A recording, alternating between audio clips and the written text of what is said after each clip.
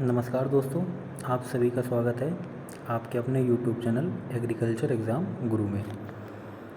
आज की वीडियो उन छात्रों के लिए बहुत महत्वपूर्ण है जो BSc AG कर रहे हैं और उनके सेमेस्टर एग्ज़ाम के उद्देश्य से यह वीडियो बनाया गया है।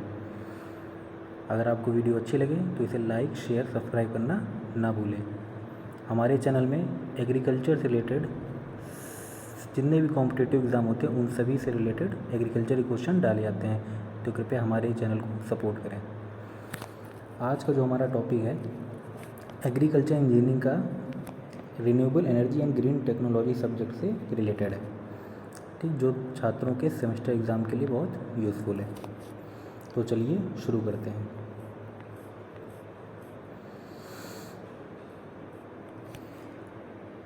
सब्जेक्ट हमारा है renewable energy and green technology. तो सबसे पहले हम लोग रिन्यूएबल एनर्जी की शुरुआत करते हैं।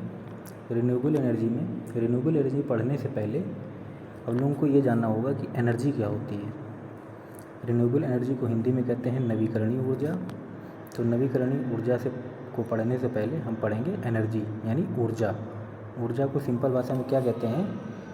अगर आसान भाषा में बात करें कि ऊर्जा क्या होती है तो उसको कह सकते हैं the capacity of doing work, यानी कार्य करने की जो क्षमता होती है उसको ऊर्जा कहते हैं। द कैपेसिटी या फिर the ability of doing work is called energy. कार्य करने की क्षमता जो है ऊर्जा कहलाती है। The classical description of energy is the ability of a system to perform work. ऊर्जा का शास्त्रीय वर्ण किसी प्रणाली की कार्य करने की क्षमता है, लेकिन ऊर्जा कई रूपों में मौजूद है। It is the property of an object that can be transferred from one object to another और converted to different forms but can not be created और डिस्ट्रॉयड। आप लोगों ने एनर्जी कंजर्वेशन लॉ पढ़ा होगा, जिसमें कहा जाता है कि ऊर्जा को ना तो नष्ट किया जा सकता है ना ही उत्पन्न किया जा सकता है। ऊर्जा को एक रूप से दूसरे रूप में रूपांतरित किया जा सकता है। Energy can't be created and can't be destroyed.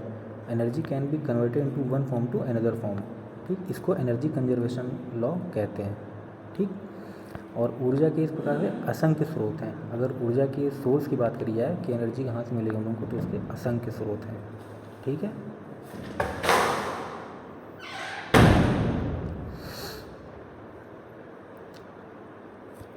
The sun is the main source of energy. अगर ऊर्जा के स्रोत के बारे में बात करी जाए तो सबसे महत्वपूर्ण स्रोत जो है हमारा एनर्जी का वह है सन, सूर्य।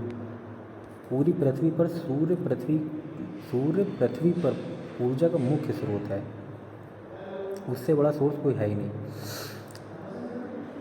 अन्य ऊर्जा स्रोतों में कोयला, geothermal energy, wind energy, biomass, petrol, nuclear और इसी तरीके के बहुत सारे स्रोत मौजूद हैं।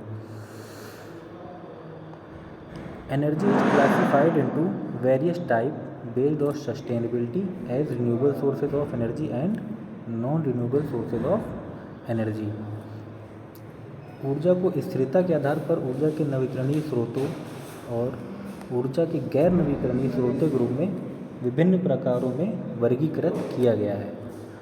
कौन कौन से, आगे देखते हैं हम लोग।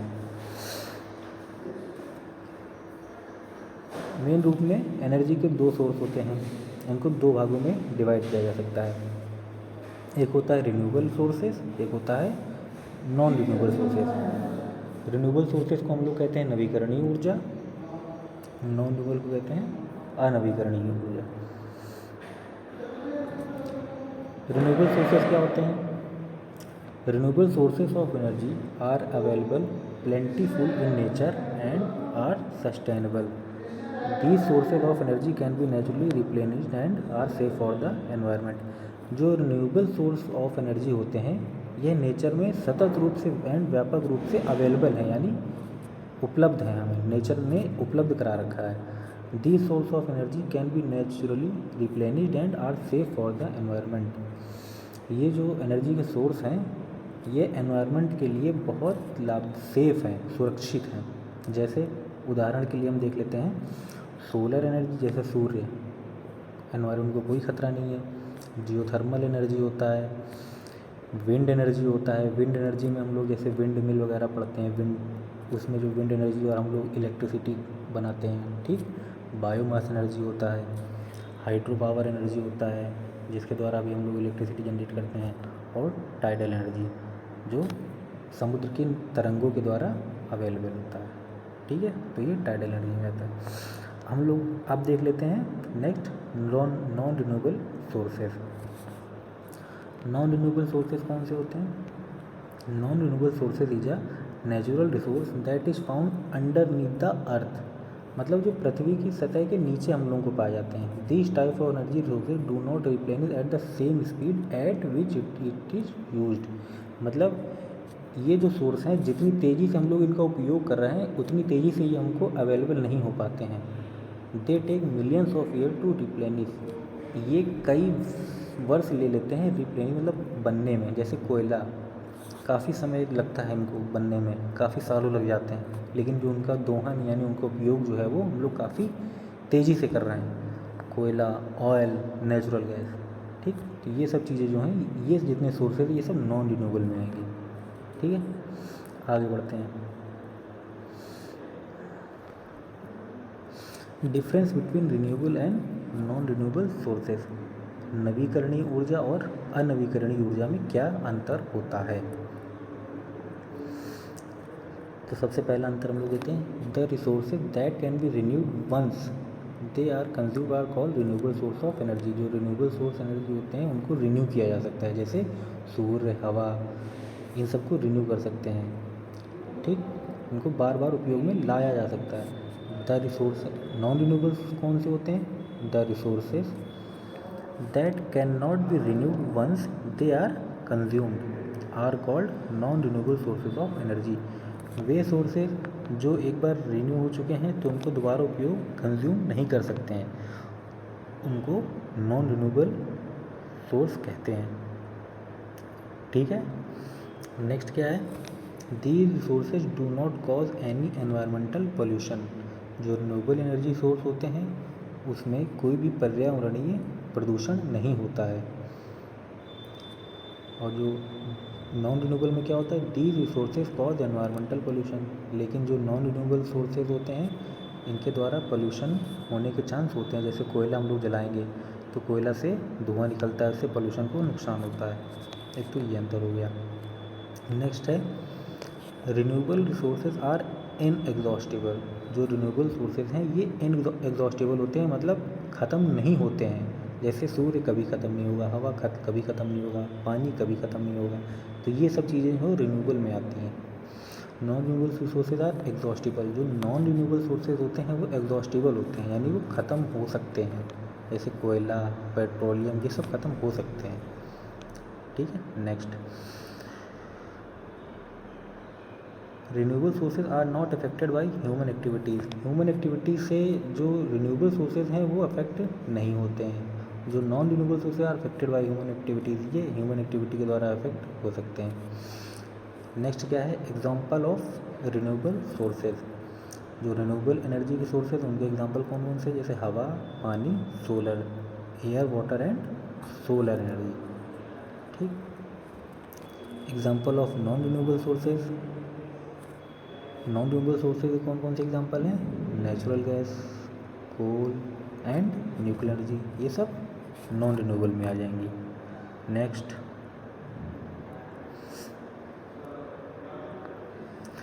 Biomass utilization for production of biofuel. Biofuel के प्रोडक्शन में बायोमास कैसे यूटिलाइजेशन होता है, बायोमास से कैसे यूटिलाइजेशन होता है? तो पहले तो ये पढ़ने से पहले आप लोगों को ये पता होना चाहिए कि बायोमास क्या होता है। जितने भी हमारे पादप अवशेष होते हैं, ठीक, जो भी प्लांट मैटर होते हैं उनको हम लोग बायोमास कहते हैं, ठीक। जो प्लांट मैटर होते हैं, जो पादप अवशेष जो बचे होते हैं, जैसे कि हमने कहीं भी किसी भी क्रॉप की कटाई कर दी, उसके बाद जो उसके जो अवशेष बचते हैं वो सब बायोमास में हम लोग रख सकते हैं। तो देखते हैं फिर, unlike other renewable resources biomass can be converted directly into liquid fuels called biofuels. Biomass को हम लोग डायरेक्ट लिक्विड फ्यूल्स में कन्वर्ट कर सकते हैं, जिसको कि बायोफ्यूल्स कहते हैं, to help meet transportation fuel needs, जिसकी मदद से हम लोग ट्रांसपोर्टेशन की आवश्यकता को पूरा कर सकते हैं। The two most common type of biofuels in use today are ethanol and biodiesel. इस समय जो अधिकतर यूज़ में जो आ रहे हैं बायोफ्यूल्स, एक तो एथेनॉल होता है और बायोडीजल होता है। इनका दिन प्रतिदिन क्या कहते हैं यूज़ बहुत ज़्यादा होता रहा है, ठीक है। एक एथेनॉल और दूसरा biodiesel. Both of which represent the first generation of biofuel technology. ये दोनों बायोफ्यूल टेक्नोलॉजी की फर्स्ट जनरेशन यानी प्रथम पीढ़ी को रिप्रेजेंट करते हैं। The bio energy technologies office यानी बीटो जो is collaborating with industry to develop next generation biofuels made from wastage. यह इंडस्ट्रियों के साथ कोलैबोरेट करके नेक्स्ट जनरेशन बायोफ्यूल बनाने की प्रयास में लगा हुआ है। किससे? जो हमारे वेस्ट होते हैं, सेलुलोज बायोमास होते हैं, एल्गी बेस्ड रिसोर्सेज होते हैं, इन सब की मदद से नेक्स्ट जनरेशन बायोफ्यूल्स बनाने की उसमें लगा हुआ है, ठीक। BETO is focused on the production of hydrocarbon biofuels. BETO hydrocarbon biofuels की प्रोडक्शन पे भी फोकस कर रहा है, also known as drop in fuels, जिसको हम लोग ड्रॉप इन फ्यूल्स भी कहते हैं, which can serve as petroleum substitute in existing refineries, tanks, pipeline, pumps, vehicles and small engine, जिसको हम लोग पेट्रोलियम के सब्सटीट्यूट यानी उनके स्थान के पर यूज़ कर सकते हैं, जो कि इस समय रिफाइनरीज, टैंक, पाइपलाइन, पंप वगैरह हैं, इन सब के सब्सटीट्यूट के रूप में यूज़ कर सकते हैं, ठीक है।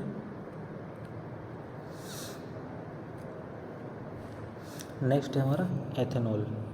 एथेनॉल को सबसे पहले फॉर्मूला देख लिए, CH3CH2OH एथेनॉल का फॉर्मूला होता है। Ethanol is a renewable fuel that can be made from various plant material collectively known as biomass.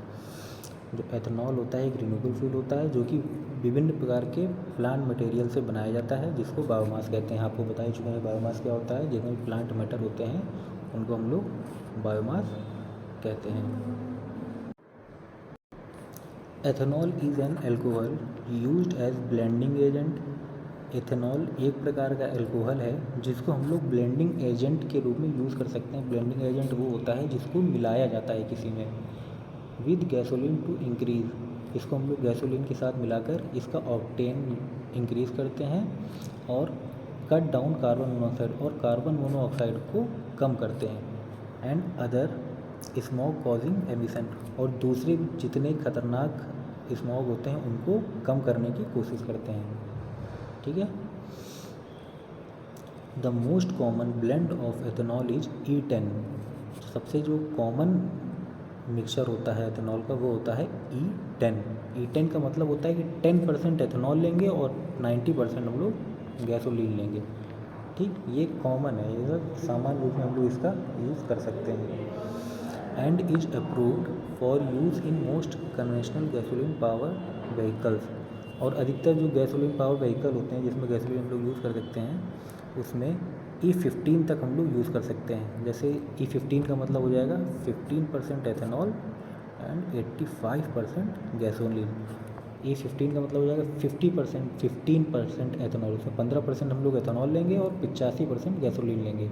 अगर कहीं पे ये लिख के आ गया कि E20, तो E20 का मतलब कि 20% उसमें एथेनॉल होगा और 80% उसमें गैसोलीन होगा, ठीक है। आगे बढ़ते हैं। Most ethanol is made from plant starches and sugars, particularly कौन सा, जो अधिकतर एथेनॉल होते हैं वो किससे बने होते हैं? स्टार्च और शुगर्स, पर्टिकुलरली जो कॉर्न स्टार्च होते हैं उनसे बने हुए होते हैं।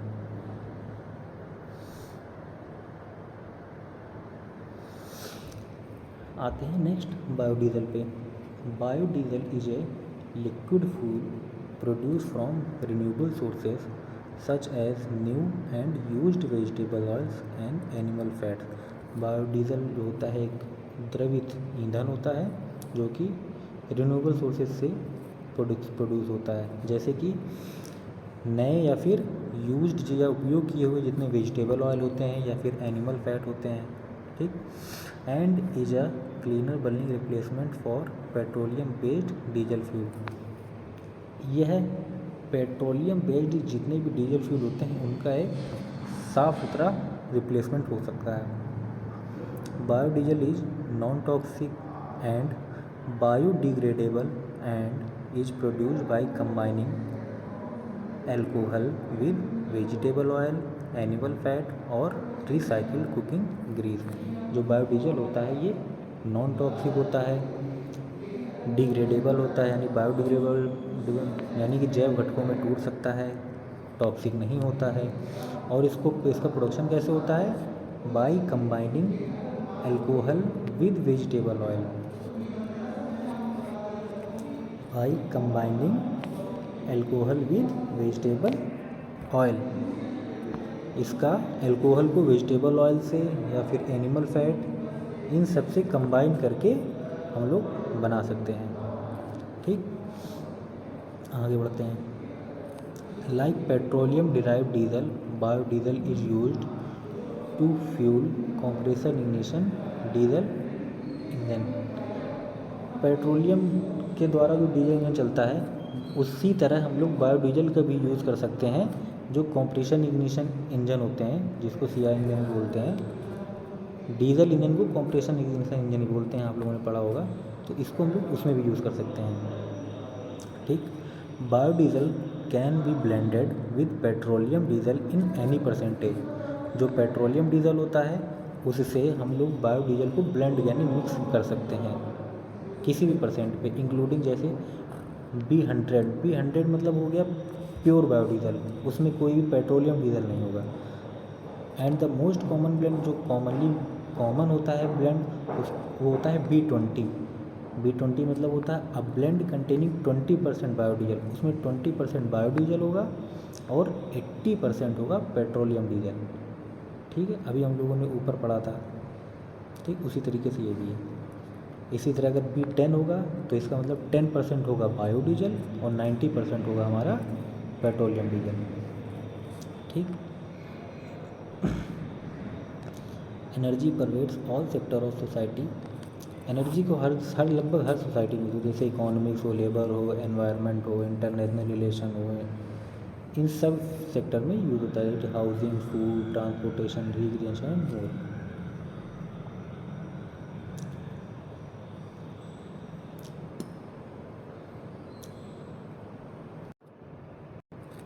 The use of energy resources has relieved us from many drudgeries and made our effort more productive।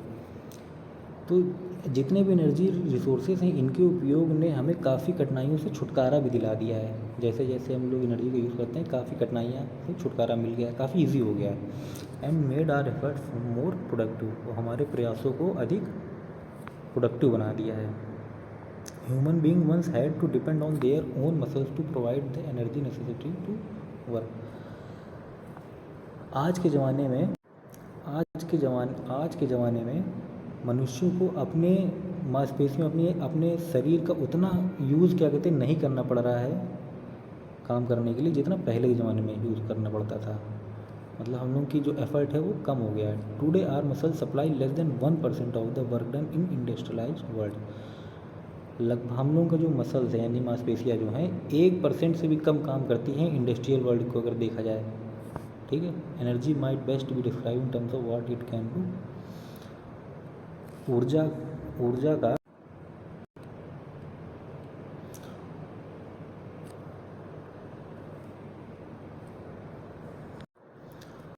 Energy might best to describe terms of what it can do.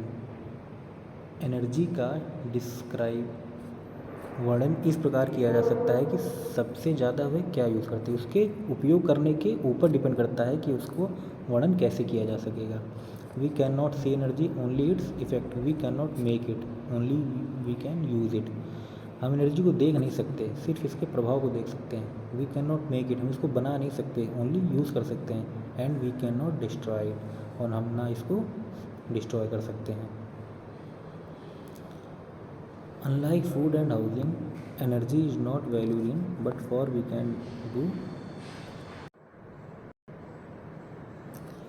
Unlike food and housing, energy is not valued it but for what can be done with it. भोजन और आवास के विपरीत ऊर्जा का महत्व इसमें नहीं है, बल्कि इसके साथ क्या किया जा सकता है इसके लिए है। ठीक है। Energy is a basic concept in all the science and energy discipline. ऊर्जा सभी विज्ञान और इंजीनियरिंग अनुशासन में एक बुनियादी अवधारणा है। ठीक है। A very important principle is that energy is a conserved quantity, that is the total amount of energy in the universe is constant. एक बहुत ही महत्वपूर्ण सिद्धांत यह है कि एनर्जी एक कंजर्वेटिव क्वांटिटी होती है, यानी पूरे यूनिवर्स में एनर्जी की टोटल अमाउंट स्थिर है। यानी पूरे यूनिवर्स में देखा जाए तो जो एनर्जी का अमाउंट है वो कांस्टेंट है, बस उसका एक जगह से दूसरी जगह ट्रांसफ़र या फिर ट्रांसफॉर्मेशन होता रहता है। पूरी यूनिवर्स में एनर्जी कांस्टेंट है। ठीक है। एनर्जी इज नॉट क्रिएटेड और डिस्ट्रॉयड बट जस्ट कन्वर्टेड और distributed from one form to another form. ये बता ही चुके हैं आपको। एनर्जी कंजर्वेशन लॉ होता है कि एनर्जी इज नॉट क्रिएटेड और डिस्ट्रॉयड बट जस्ट कन्वर्टेड और distributed from one form to another form. इसको एक फॉर्म से दूसरे फॉर्म में कन्वर्ट किया जा सकता है, such as from wind energy into electrical energy और from chemical energy into heat energy. जैसे विंड मिल को हम लोग यूज़ करते हैं, विंड हवा आती है, तो उस विंड एनर्जी को हम लोग इलेक्ट्रिकल एनर्जी में कन्वर्ट कर सकते हैं, उससे हम लोग इलेक्ट्रिसिटी जनरेट करते हैं। And chemical energy into heat या फिर मैकेनिकल एनर्जी, जैसे इंजन होता है हमारा, उसमें हम लोग फ्यूल को मैकेनिकल एनर्जी कन्वर्ट करते हैं। फ्यूल क्या है, हमारी केमिकल एनर्जी है। ठीक, तो उसको हम लोग मैकेनिकल एनर्जी में कन्वर्ट करते हैं। ठीक है दोस्तों, बाकी का आपको नेक्स्ट क्लास में पढ़ाया जाएगा। ये जो वीडियो बनाया गया है ये दोनों छात्रों को मद्देनज़र रखते हुए बनाया गया है, जो हिंदी वाले हैं उनको भी और जो इंग्लिश वाले हैं उनको भी। तो इसमें हिंदी और इंग्लिश दोनों आपको नोट्स मिल जाएंगे। अगर कोई नोट्स बनाना चाहता है तो इसमें दोनों आपको मिल जाएंगे, हिंदी में भी और इंग्लिश में भी। अगर आपको वीडियो अच्छी लगे तो इसको लाइक शेयर सब्सक्राइब करना ना भूलें। मिलते हैं नेक्स्ट वीडियो में। Thank you.